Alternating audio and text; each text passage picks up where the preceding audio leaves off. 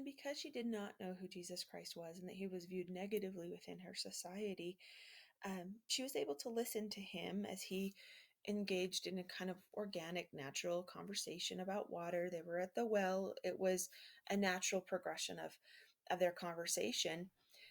And as he was able to interact with her, make a connection, he was able to take it further, and he declared himself to be the living water.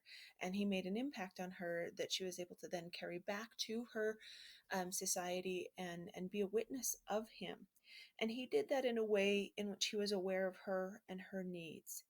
Um, and I think that's important, that when we represent the Savior and we try to be a light to others, we do it in a way that fulfills their needs and not necessarily what we're looking to get out of it, because we've all probably been in a situation where we've been able to witness of Jesus Christ, and we could see right there in that moment the impact that it had and the spirit that we feel. We know within our hearts that we have done our part in doing the work of the Lord. I think the thing that can be a little bit difficult in trying to stand as a witness of Jesus Christ and be a light to others is that we have to have faith that we may be planting a seed. We may not be able to have that strong experience right in that moment, but we need to trust that as we engage in this work prayerfully, and we ask in prayer for opportunities to impact the lives of others and be a light and let our Christ-like light shine, that we have to know that probably 95% of the time we will not know the impact that we have. I kind of think about how when you throw a rock into still water, how those ripples carry out.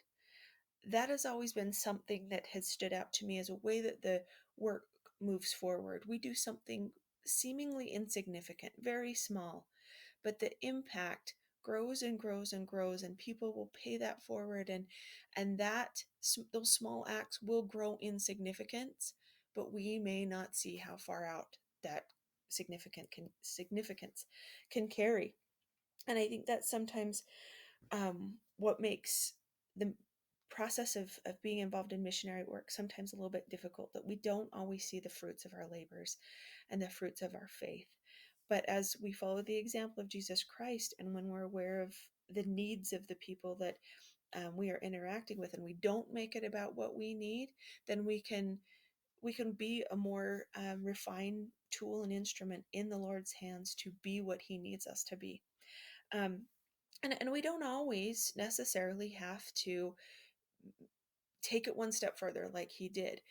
We can just have positive encounters with people, but as we follow the Spirit and as we are looking for these opportunities, and we can do it in very small ways, we can serve others. We can, if someone asks us a question, we can just put it out there. And if they don't necessarily receive it, we don't push it, so we don't necessarily make a positive encounter into a negative encounter for some people.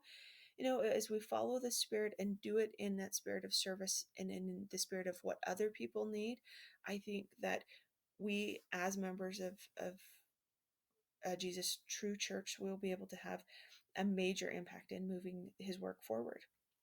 And she also continues to give other examples um, about how um, we can continue to and pray for opportunities to be a light just in everyday encounters. She talks about an interaction that someone had, just taking an interest in someone's families. And he talked about how families are important in our church because we believe that they can be together.